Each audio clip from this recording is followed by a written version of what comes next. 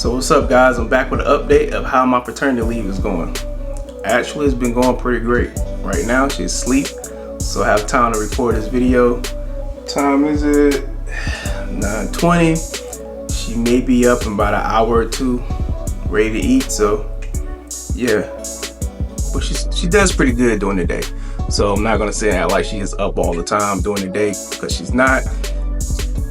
At night is where she likes to party, as the doctors say.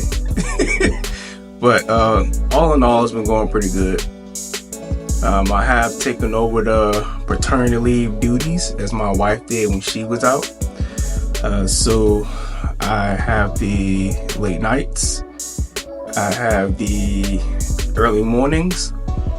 The first 2 weeks, couple of days here and there were a bit rough, but that's just, we were just the changing of the guard of sorts, right? She got used to my wife, the soothing part used to my wife, and obviously women have things that men don't, so it was a little different, little transition, but slowly we were able to transition a bit so my wife can get the sleep that she needs, because she is back at work now.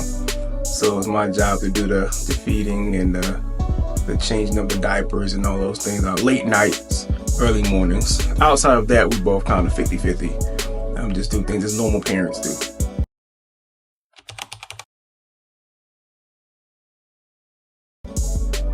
But some duties I've taken over, or I've tried to take over, with Mama Bear. But you know how you moms can be. But I do try to do the cleaning of the bottles and those sort of things. There was a blimp with that. I cleaned all the bottles. Probably wasn't cleaning up the par, as Mom was like, hey, so she said, hey, you gotta clean these bottles. Make sure you clean these bottles. It was one bottle, but understood. This is Mom, so I know how your moms are. So I just said, okay.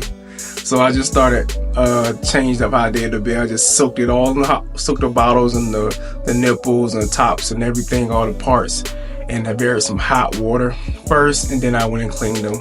And then we also sanitized them afterwards, so they'll be ready. So taking over those duties. Outside of that, it's just normal caring for the baby, normal changing their diapers, putting the creams and everything that they need to put on them, the babies go through and stuff like that.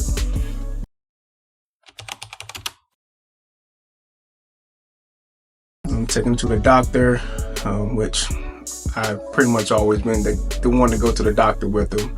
My wife doesn't really like that experience too much based on what has to happen when they're there. I did it with my first daughter as well. But I love the experience. I love going through this with them. I love going through this with my second daughter, as I did my first daughter.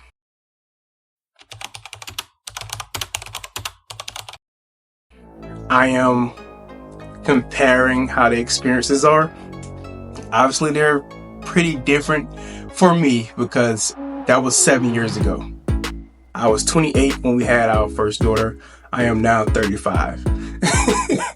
And it don't seem like a lot of years in between that, but it is. As far as my first daughter, yeah, she got up in the middle of the night. I got up with her as well. And the getting up part, right? So it was easier than to kind of pop up, boom, get her, rock her, walk around, all that. Now at 35, that's not so easy.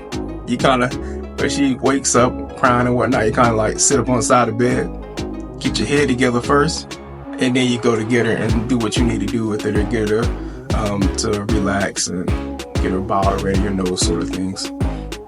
So yeah, those are some of the differences. Similarities is pretty cool. Just looking at how they both acted at this mark in their life, as far as the age in their life, the 3 month going into the 4 month mark, how my daughter was doing what she was doing, and how my current daughter, what she was doing, is pretty similar. They're some strong girls, I'll tell you that. They're very strong-willed girls. I can say that. They're both are similar in that aspect. And they start doing things pretty quick as far as trying to be mobile. and grabbing and all that sort of stuff. And my daughter now, when she was born, the doctor said she was super strong. She was snatching things. When she get a hold of something, she's got a tight grip on it. She'll pull it. So yeah, I always gotta watch that because I don't like her to pull anything over her face. So I do keep an eye on that because she got a strong grip and she's pretty strong. But I know I'm rambling, but yeah, this is my update. And if you guys are tuning in, this is what you want to see is my update. Real raw, unscripted. But yeah, some soothing techniques that I have learned with this daughter versus my first daughter, because I'm doing a lot of comparing. It's just cool to compare a lot of videos and pictures and stuff that I have. I'm comparing as well too. But the soothing part, my first daughter, I said this was a mistake of mine. In the hospital, I would, when she cried and things like that, I would pick her up. I would walk around the hospital room. And guess what? I had to continue that when I got home. So at night when she would get up and cry, my wife just look at me like, hey, you did this. So yeah, I get up, I get her, and I walk around the bedroom and all those sort of things. So that was my go-to technique with her. Now, my current daughter that I'm home with now, my go-to with her is our rocking chair that we have downstairs. So she loves to be rocked back and forth. Sometimes you don't feel like going downstairs, but when she just really won't relax, I'll go downstairs so she won't be screaming upstairs. My daughter and my wife are asleep. They both still have to get up in the morning, gotta go to school, gotta go to work. So I go downstairs when she get out of hand. But for the most part, she's getting better. She's getting a lot better. She's sleeping longer.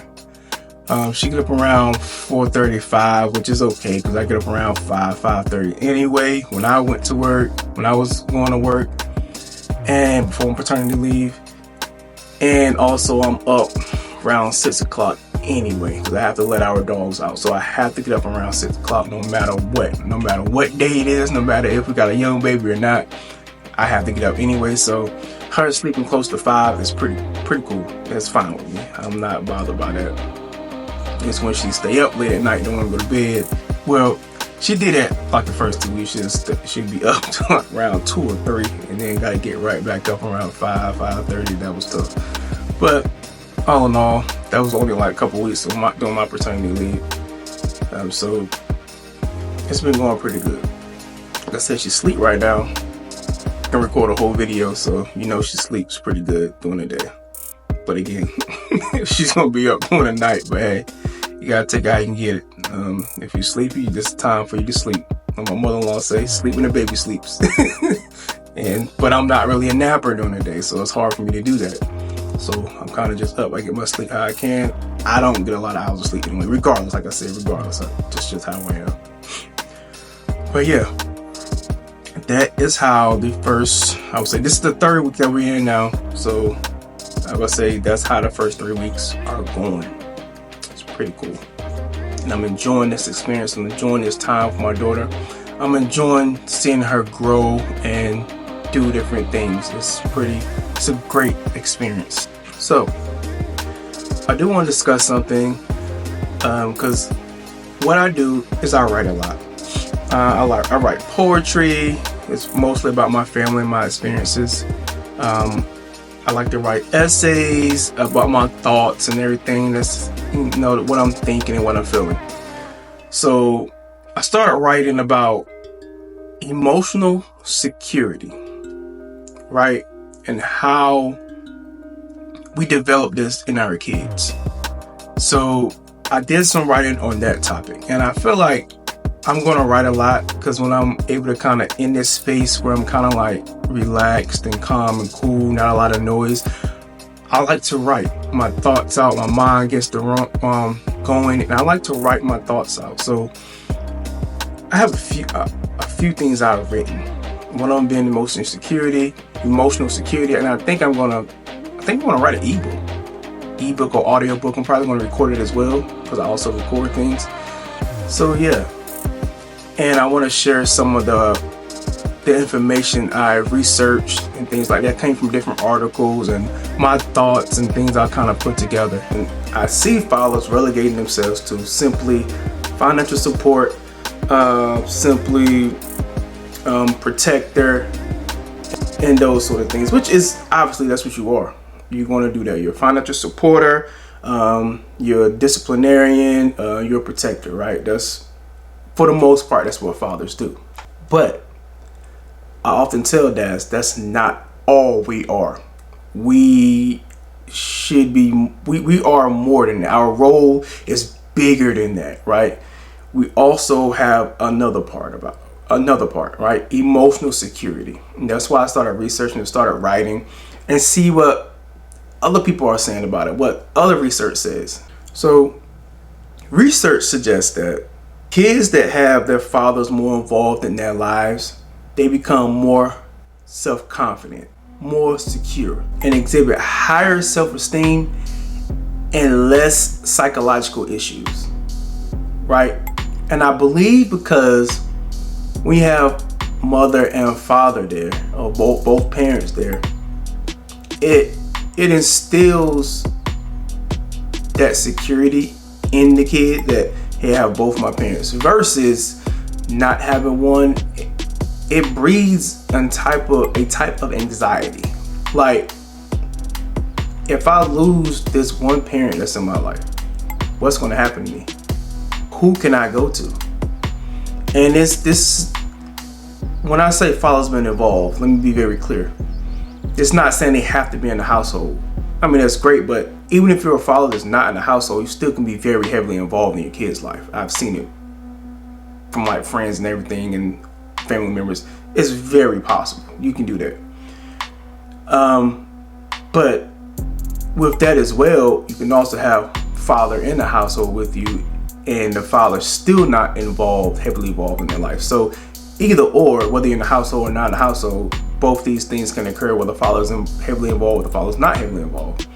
But I think that breeds anxiety because the kid has not developed that trust with the father or the mother. But I'm strictly talking about father. So if you're like, hey, what about the mothers too? I'm not talking about the mothers. This is dad on deck, right? I'm talking about the dads. I'm talking about the fathers. I'm a father. I'm not speaking for mothers. Right, I'm not speaking for mothers. I'm not going to do that. I'm not really speaking for every father either, but I'm just speaking from what I've seen, what I experienced, and my thoughts as a father. It's something about a father that breeds confidence in a kid. I wish I could really explain it. I'm not a psychologist, but just seeing and talking to people that didn't have a father regularly in their lives consistently constantly in their lives, you kind of see the link between an individual not being confident in themselves and reassuring and experiencing all these issues and ailments with anxiety and things and depression in them. You kind of see that link, right? And it's huge in fathers. And I can get into the history of where that all began, but this is not that type of video. But yeah, if you research, and you'll see where all that began. But right now, it's still on us, right? Just being honest, I'm a black father, so you know where I'm kind of coming from with that. A lot of people, you know, when they do say these things, you're a great father, you're a great father. I think there's plenty of fathers like me out there. Sure, it's plenty that's not. But I do believe all fathers can be great fathers if they want to be, if they choose to be. But that's my update. I hope you guys enjoyed that video. I will come back with more. And I might start doing videos, like I said, that I'm writing about, all these topics that I'm writing on. I may start doing videos on those as well, and not just simply paternity leave updates. So stay tuned, subscribe to the channel. It's Dad on Deck as the series on the Lassiter family dynasty. Subscribe to the channel, hit the notification bell to be notified when I drop a video. Peace out, fathers. You're great too, and you're more than just financial support and all those things they tell us that we're relegated to. We're not. We're more than that. We're great parents and everything. We can do a lot. So peace out. You're valued. You're very valuable. Your role is very valuable. Take care. Have a great day. Peace.